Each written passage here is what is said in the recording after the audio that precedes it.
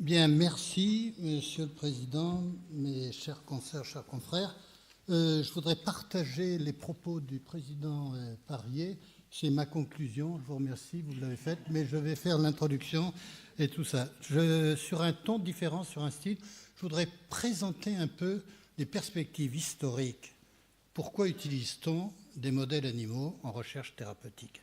Et je placerai mon intervention sous le bon sens. La définition du bon sens, je suis remonté chez quelques classiques. Vous avez Bossuet, le bon sens qui est le maître de la vie humaine. Vous avez Molière, sur un ton différent. Je suis pour le bon sens et ne saurais souffrir les ébullitions de cerveau de nos marquis de Mascarille. Chez Montesquieu, c'est différent. J'aime les paysans, ils ne sont pas assez savants pour raisonner de travers. J'ai une affection très particulière pour Montesquieu. Voilà. Alors, faut-il supprimer les essais chez l'animal pour les candidats médicaments? Le Parlement européen a voté en 1992 l'interdiction d'utilisation des animaux pour tester des produits utilisables en cosmétologie. Donc on a beaucoup discuté des méthodes de substitution. Il y a actuellement près de 10 000 produits qui sont utilisés, validés, anciens, qui sont utilisés en cosmétologie, ce qui permet toutes les combinaisons possibles, par 2, par 3, par 4, par 5. Et donc, la production de produits cosmétiques ne va pas s'arrêter, même s'il n'y a aucune molécule nouvelle qui rentre dans le domaine. Par contre, dans le domaine de la thérapie, on est dans un autre débat. Est-ce vraiment raisonnable d'imaginer que l'on va pouvoir un jour se dispenser de l'utilisation des animaux pour tester des candidats médicaments? Alors, je voudrais revenir sur l'origine de la réglementation actuelle concernant les essais précliniques. Tout au long des 80 dernières années, une réglementation nationale, européenne et internationale a été mise en place avant tout essai clinique, c'est-à-dire passage chez l'homme. Il s'agit d'évaluer la toxicité et l'activité pharmacologique de ces molécules, essentiellement des rongeurs, d'autres animaux, mais on va voir les chiffres, c'est essentiellement des rongeurs. Il y a une réglementation qui est incontournable avant d'aller en clinique humaine, et c'est basé sur un ensemble de règlements et de guidelines, comme on dit en franglais. On va revenir sur un épisode dramatique aux États-Unis. En 1937, il y a eu plus de 105 personnes qui décèdent après avoir été traitées avec du Prontosil. Le Prontosil était un sulfamide. En 1937, nous n'avions pas encore d'antibiotiques. Les antibiotiques, production massive d'antibiotiques, même si les travaux de Fleming étaient avant-guerre, mais la production massive, c'est 1943, 44 et 45. Et une société dont le nom figure ici, vous voyez, elle n'existe plus fort heureusement, avait décidé d'utiliser comme excipient de l'éthylène glycol, nom des chimistes. C'est de l'antigel. Par voie orale, c'est 105 morts. Et cet épisode dramatique a été à l'origine de la création de la FDA, Food Drug Administration, qui était la première organisation pour le contrôle des produits à usage en clinique humaine sur les futurs médicaments, et c'est la législation de la FDA. Donc, on est déjà dans le début de la réglementation, et les pays européens vont suivre ce qui s'est passé aux États-Unis. Donc, on commence à avoir en Europe, dans tous les pays démocratiques classiques, une réglementation qui se met en place pour tester les médicaments. Donc on a la loi de 1938 qui a été étendue au niveau européen. Tous les pays s'alignent sur cette réglementation sauf un. C'est l'histoire qui est ainsi, c'est l'Allemagne. À la même époque, le parti nazi vote une loi pour stopper l'utilisation des animaux dans les laboratoires de recherche. Il en reste une caricature qui est disponible sur Wikipédia et sur beaucoup d'autres sites. Hermann Göring, en 1933, l'année tournante, l'année charnière dans l'histoire de l'Allemagne, signe une loi pour bannir toute utilisation d'animaux dans les laboratoires de recherche. Cette loi a un nom, elle est ici, elle a été votée en novembre 1933, et vous voyez une caricature qui est parue dans un des derniers journaux où on pouvait faire des caricatures en septembre 1933. Tout ça, ça a été terminé à partir de décembre 1933, naturellement. Vivisection verboten les animaux de laboratoire, salut, Hermann Göring, essai. Je passe sur les épisodes de la guerre mondiale, Deuxième Guerre mondiale, et j'arrive directement au procès de Nuremberg. Le procès de Nuremberg, il y a eu plusieurs épisodes. Il y a eu les dignitaires du régime nazi, mais il y a eu aussi les médecins nazis, et puis il y a eu les procès des médecins nazis et des dirigeants du camp d'Auschwitz en 1947. Et tous les pays ont accepté de renforcer la législation sur les études précliniques concernant les futurs médicaments. Il s'agissait en fait de renforcer la législation et la réglementation et d'interdire tout passage chez l'homme avant que les paramètres toxicologiques et pharmacologiques aient été étudiés chez l'animal. Il en reste ce qu'on appelle le Code de Nuremberg, 1947, dont voilà une version anglaise. La version française est extraite du Revue de droit sanitaire et social, publié chez Dalloz en 2009. C'est un texte qui fait toujours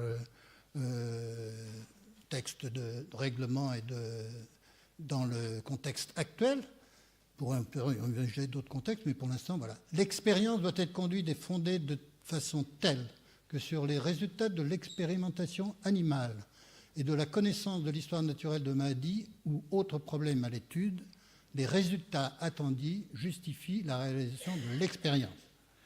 C'est cette base-là qui sert actuellement, d'un point de vue juridique, à fonder l'utilisation des animaux de laboratoire avant de passer en clinique humaine.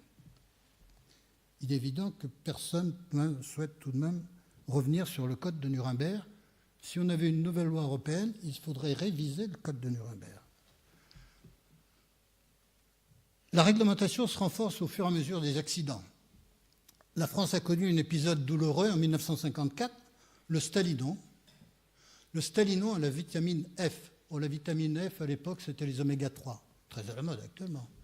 Donc, en prenant du diéthyléthyle plus des oméga 3, on allait traiter des furoncles. Donc, on a fait une expérience préliminaire très rapide chez l'animal. Et puis ensuite, 8 patients ont été traités avec des capsules à 3 mg. Le médecin traitant, dont je ne citerai pas le nom ni l'hôpital, a déclaré que le produit était bon pour service. Le produit a été utilisé, mais il a été formulé à 15 mg, 5 fois plus. Il y a eu 100 décès dus à une neurotoxicité cérébrale. Voilà. Donc cet accident du stalinon a amené un renforcement de la législation en France. C'est le décret du 4 février 1959. Avançons dans le temps. Thalidomide. Thalidomide, merveilleuse, molécule qui devait être absolument efficace pour traiter toutes les formes de maux de tête, insomnie, anxiété, nausées du matin chez les femmes enceintes. C'est la société Grünenthal qui avait décidé de la commercialiser en Allemagne. Le drame du thalidomide, 1957, il fallait attendre 9 mois après la mise sur le marché. 10 000 enfants sont nés avec des malformations dramatiques au niveau des membres. Les études initiales de tératogénicité avaient été faites uniquement sur la souris femelle. Il n'y avait pas eu d'effet tératogène sur la souris. Malheureusement, les effets tératogènes chez la femme enceinte ont été dramatiques. Et si on avait fait les essais chez les lapines, on serait aperçu que le produit était hautement tératogène. Voilà. Petite anecdote, la France a été moins touchée, l'Allemagne a été touchée, la Belgique a été touchée, le nord de la France, parce que l'administration française étant un peu lente, et cette fois-là, ça avait servi, le temps de réfléchir sur la possibilité de délivrer une AMM, 9 mois étaient passés, seules des femmes enceintes du nord de la France qui avaient été chercher des molécules en Belgique ont été touchées. Voilà, le développement des besoins en médicaments augmente le nombre d'animaux utilisés. Corollaire de ce que l'on vient de voir. Pas question d'aller chez l'homme sans avoir testé sur des modèles animaux validés l'activité pharmacologique et la toxicologie. On utilise actuellement dans le monde à peu près 100 millions d'animaux. 100 millions, c'est un chiffre terrifiant. 93% sont des souris qui font, ou des rats, et les souris validées, élevées dans des conditions, et les rats, la même chose, pour qu'on ait des résultats qui soient utilisables, traités de manière statistique et contrôlés. Il y a comme ça a été rappelé par le président de l'Académie de pharmacie, il y a des comités d'éthique et les scientifiques ne s'amusent pas avec les animaux de laboratoire. Il y a des conditions très strictes d'utilisation des animaux et c'est très bien. L'utilisation des primates est souvent strictement limitée, en particulier pour évaluer les candidats vaccins, parce qu'il est évident que le système immunitaire de la souris n'est pas le même et très différent de celui de l'homme. Et donc, dans certains cas, il est important d'utiliser des primates dans de bonnes conditions. Il faut voir que nous sommes dans une période où il y a beaucoup d'associations qui s'occupent de la défense des animaux. Dans le monde, sur 130 pays, on peut considérer qu'il y a actuellement plus de 13 000 ou 14 000 associations. Et donc, ces associations mettent en valeur 3 arguments. D'abord, la toxicité peut être évaluée sur des cellules in vitro. On a vu les insuffisances pour la thalidomide. Même sur un modèle animal, la tératogénicité ne peut être évaluée que sur différents modèles animaux. On n'imagine pas faire de la tératogénicité in vitro. Il y a un deuxième espoir qui est celui du monde moderne, du monde de l'informatique, c'est qu'on va pouvoir tout modéliser. Et on va faire de la toxicologie in vitro, in silico, de la pharmacologie in silico. Et puis il y a un dernier espoir, c'est que de dire oh, on a suffisamment de molécules autour de nous, on n'a pas besoin de nouvelles molécules, les chimistes en ont fabriqué assez, laissons les chimistes au chômage et on va se contenter de ce qui existe. Pour ce qui est vrai pour la cosmétologie, ce n'est pas un problème majeur, mais pour la thérapie, on a tout de même des secteurs entiers au point de vue thérapeutique pour lesquels on sait qu'on manque de médicaments, y compris des petites molécules, étant donné que les anticorps monoclonaux ne permettent pas de satisfaire tous les besoins thérapeutiques. Alors, il y a loin de la cellule ou du in vitro à l'homme. Protéines chez l'homme, c'est plus de 20 000, ça dépend comment on compte. Puis en plus, les protéines modifiées. En vieillissant, il y a plus de protéines glyquées. Toutes ces protéines sont dans le corps humain, sont organisées. À peu près 10 000 milliards de cellules, si on compte, on est 10 puissance 13. Vous imaginez le nombre de paramètres pour modéliser les protéines. Déjà, les chimistes, quand ils font une interaction d'une protéine isolée avec une petite molécule, ont besoin d'ordinateurs assez puissants. Odile Eisenstein pourra vous dire ce qu'elle utilise comme puissance de calcul pour faire ce genre d'études. Et donc, la modélisation in silico de toutes les interactions possibles d'une molécule chimique avec toutes les cellules d'un corps humain, ça fait beaucoup de paramètres. Je n'ai pas voulu en faire la comptabilité, mais je pense qu'on dépasse largement les capacités de calcul actuelles. Ce qui est important de comprendre, c'est qu'il n'y aura pas de nouveaux médicaments sans un modèle animal prédictif. C'est essentiel. La pharmacologie a avancé sur les 50 dernières années parce qu'on était capable de détecter sur un modèle animal validé une activité pharmacologique. On était capable de tester la toxicité de ces molécules pour éviter les accidents thérapeutiques, donc d'évaluer le rapport entre la dose efficace et la dose dangereuse. C'est ces 2 modes de pensée qui ont permis de créer des médicaments et d'avoir l'arsenal thérapeutique que l'on a. On peut peut-être considérer que nous avons assez de médicaments. Pourquoi pas? L'espérance de vie a augmenté. Mais après, il ne faut pas non plus s'attendre à avoir de nouveaux médicaments si on n'est pas capable de poursuivre dans le processus d'innovation les protocoles et la réglementation internationale européenne que j'ai vaguement abordée. Je vais vous donner un exemple sur la maladie d'Alzheimer. C'est un désastre d'un point de vue pharmacologique. Aucun médicament sérieux n'a été mis sur le marché depuis une quinzaine d'années. Je vais vous donner un chiffre qui est tout de même inquiétant, c'est que sur 10 ans, entre 2002 et 2012, il y a eu 413 essais cliniques, 124 en phase 1, 206 en phase 2 et 83 en phase 3, 100% d'échecs. 100% d'échecs.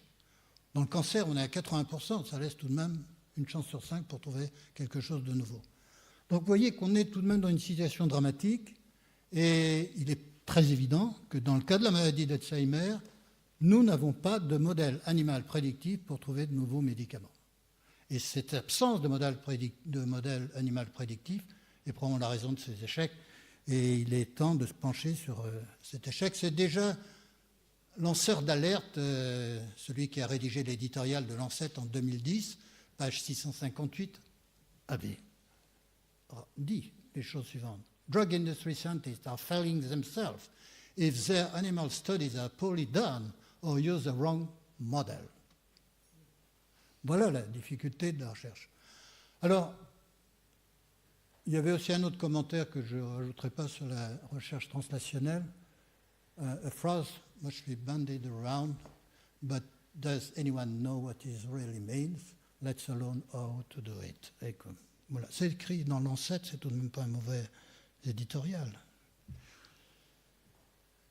Personnellement, je pense que les souris transgéniques pour la maladie d'Alzheimer, qui n'est pas une maladie génétique, sauf dans 4 à 5% des cas, dans le reste, la majorité, 95% des cas, c'est du sporadique, et donc c'est peut-être une maladie épigénétique, mais pas génétique. Donc tous les modèles de souris transgéniques ont été utilisés, des 3 modèles de souris transgéniques utilisés par tout le monde, sans se poser de questions, ont donné lieu à des échecs. Donc on s'était, nous, intéressés à un modèle, je vous le décris, un modèle qui est différent des autres, que l'on a publié il y a quelques années, et qui consistait à faire une injection ICV au niveau de l'hippocampe d'oligomères d'amyloïdes à bêta 1,42.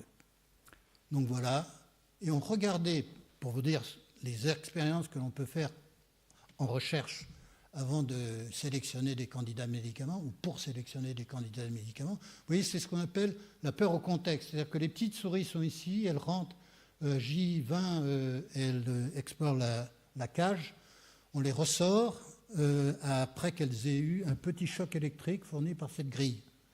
Donc une souris normale qui n'a pas perdu sa mémoire épisodique, si vous la remettez 24 heures après dans le même contexte, se souvient qu'elle a reçu un petit choc électrique après avoir reconnu cette cage, et donc elle se met en position de repos, elle ne bouge pas, elle se terre, c'est le freezing comme on dit en anglais, et ça vous permet de voir un peu si la souris a perdu ou pas sa mémoire épisodique. Et quand elle l'a perdue, ça donne ces choses suivantes. Après l'injection d'amyloïdes, vous voyez, le contrôle, c'était de faire l'amyloïde 42,1, qui est au même niveau que c'est le niveau de mémoire épisodique des souris contrôle. Vous voyez que là, on a un modèle où on a un effondrement de la souris, de la mémoire épisodique de la souris, et en traitant les molécules avec des molécules dont je ne vais pas vous décrire, vous voyez qu'on peut inhiber la perte de mémoire épisodique, le tout en moins d'un mois, sur des souris normales qui ont juste subi une injection d'amyloïdes.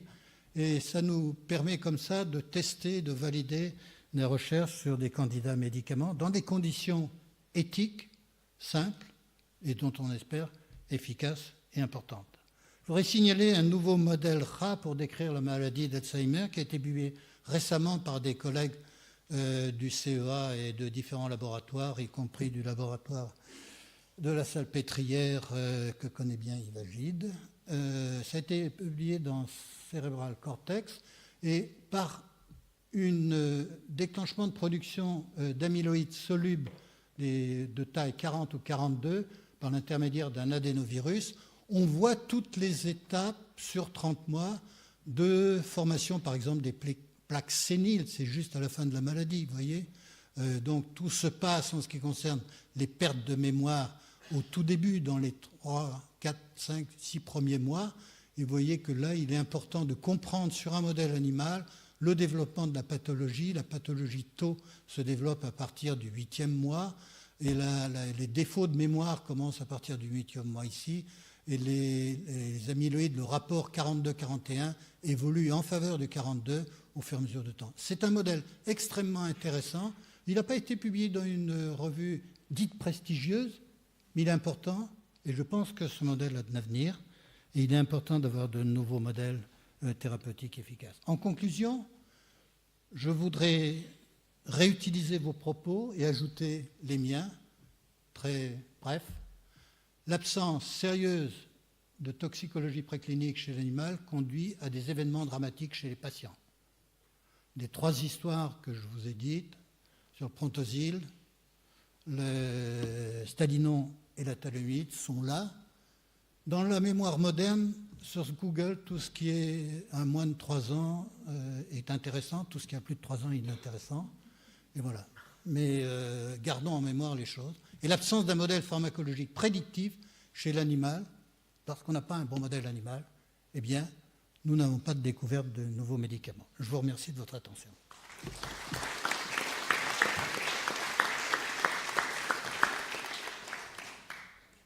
Merci beaucoup, Bernard Meunier. Est-ce qu'il y a des questions dans la salle?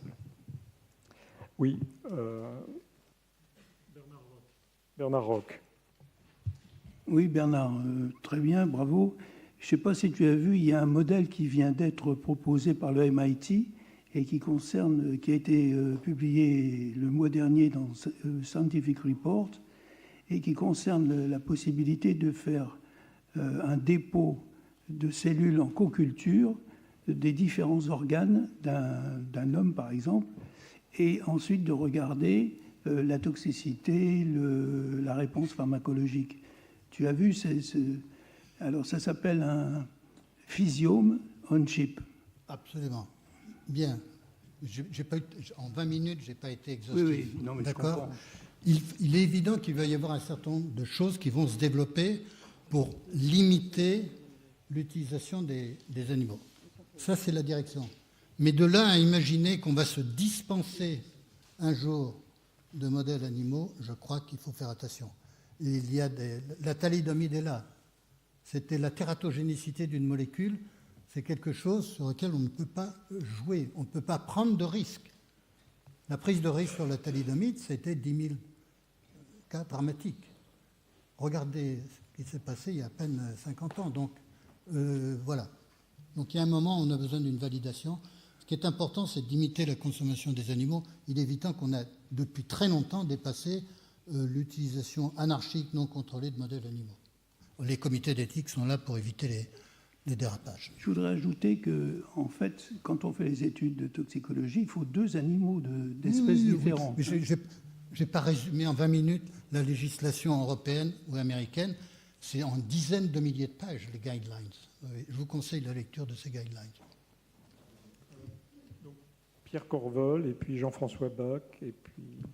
Quelquefois, l'homme est un animal intéressant. Je veux dire par là les découvertes d'autres indications par sérendipité.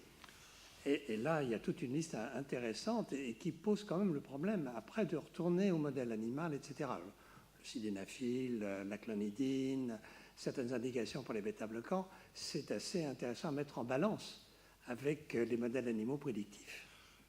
J'ose pas te dire qu'il y avait des chimistes qui, il y a 40 ou 50 ans, faisaient de l'auto-injection. C'était fréquent. Bon, je ne propose pas ça comme modèle futur. Voilà. Jean-François Bach, et puis oui, monsieur là-bas. Il y a un autre problème que tu n'as pas abordé, faute de temps, qui est pas seulement, donc, qui n'est pas celui des accidents dramatiques que tu as évoqués dans le passé, qui peuvent se reproduire, mais il y a celui de l'insuffisance de l'expérimentation animale qui conduit à des phases 1 prématurées ou, j'allais dire bâclées, le terme est un peu excessif, mais disons des phases 1 qui posent problème et qui débouchent éventuellement sur des catastrophes. Il y en a eu quelques exemples, un qui est présent à tous les esprits, mais il y en a eu d'autres, et je pense que c'est un problème sur lequel dont nous avons déjà discuté, mais que peut-être qu'il mériterait un commentaire de ta part, parce que les phases 1 chez l'homme, chez les volontaires sains, ça existe, c'est certainement indispensable, mais ça pose d'énormes problèmes. Alors, le dernier cas que l'on a en tête est actuellement fait l'objet d'un recours en justice. Et donc, il m'était difficile d'exposer en détail des choses qui ne sont pas encore été jugées. Il est certain que l'escalade trop rapide des doses en phase 1 est quelque chose à ne pas recommencer. Et deuxièmement, dans les agences de médicaments, il est extrêmement important qu'on ait des experts qui fassent autre chose que de vérifier que le dossier de pharmacocinétique était là. Si on coche juste les cases sur un tableur Excel pour savoir si le rapport est là ou pas, il est important de lire des rapports. Donc les rapports doivent être courts, francs, donnant toutes les informations et doivent être lus par les experts dans les agences de médicaments. Je ne suis pas sûr que l'exclusion des gens compétents dans un certain nombre d'agences de médicaments pour éviter tout conflit d'intérêts ait été une bonne amélioration des choses, et je n'en dirai pas plus. Oui, prenez un micro et présentez-vous. Oui, allez-y. Ok, merci professeur. Docteur docteur Bamo, Paris. Professeur, disons, j'ai une toute petite question à vous poser par rapport, disons, à ce que vous avez dit, et c'est de bonnes études de l'équipe de l'hôpital Petit-Saint-Pierre, qui n'ont pas été publiées dans de bonnes revues dites prestigieuses. Est-ce que vous avez cherché dans d'autres centres ou dans d'autres pays d'autres bonnes études, je dis bien, mais qui n'ont pas aussi été publiées dans de revues précieuses, professeur? Oh non, j'ai cité ce dernier travail parce que j'ai eu l'occasion d'échanger, je l'ai trouvé intéressant, mais ce n'est pas une conférence exhaustive sur les modèles animaux dans le cadre de la maladie d'Alzheimer, c'était juste un exemple. Hein. Je n'avais pas la prétention de faire une conférence exhaustive sur ce sujet.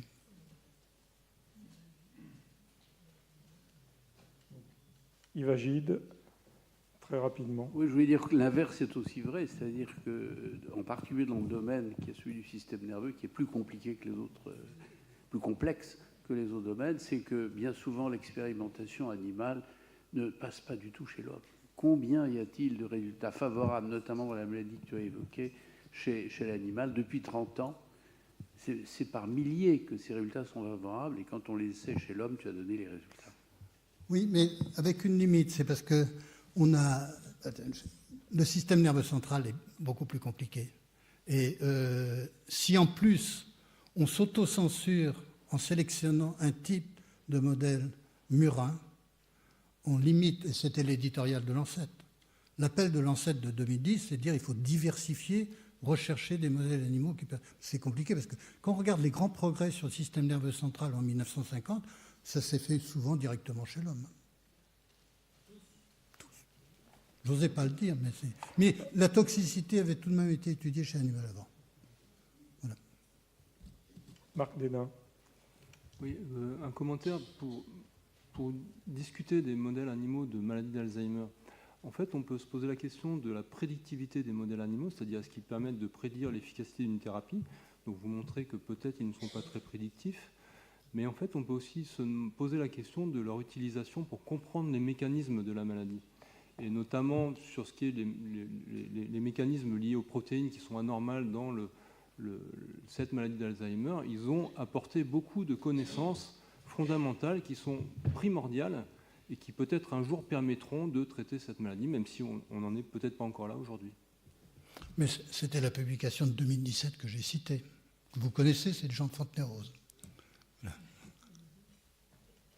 André-Laurent Parodi, et c'est la dernière question. Merci, Monsieur le Président.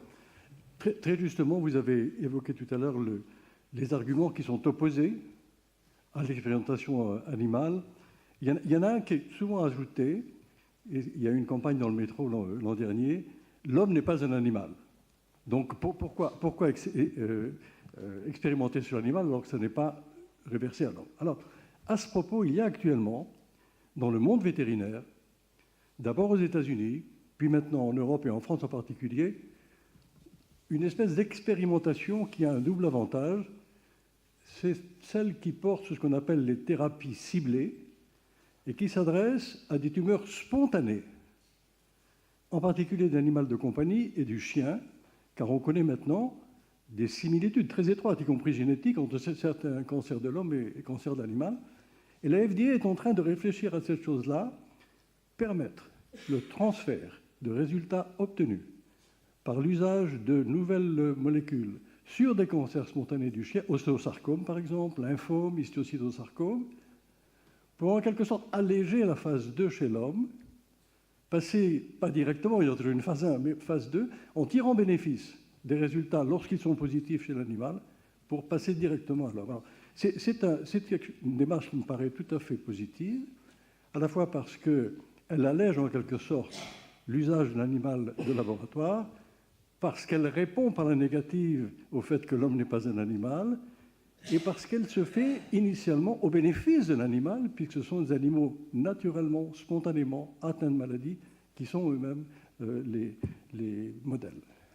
Vous avez tout à fait raison, mais parce que la FDA se préoccupe, comme beaucoup d'agences et beaucoup de scientifiques, du problème suivant. Il y a une quarantaine d'années, du brevet à l'AMM, à l'autorisation de mise d'utilisation en clinique humaine, il y avait à peu près 7-8 ans. On est entre 12, 13, 15 ans. Et on va probablement passer à 20 ans, ce qui veut dire que pratiquement toute l'innovation va être stoppée. Donc, au niveau de la FDA, on réfléchit pour alléger les procédures et mettre un peu d'intelligence, pas simplement comptabiliser les rapports. Et ça, c'est une démarche importante. Donc, toute évolution de la réglementation qui va permettre de, à la fois diminuer l'utilisation des animaux, tout en gardant le maximum de ralenti, c'est-à-dire la notion de bénéfice-risque. Ce n'est pas le principe de précaution absolue qui va figer les choses, c'est simplement l'évaluation des bénéfices par rapport au risque. Et dans le domaine du cancer, vous savez que là, les procédures sont différentes. Il n'y a pas de volontaire sain.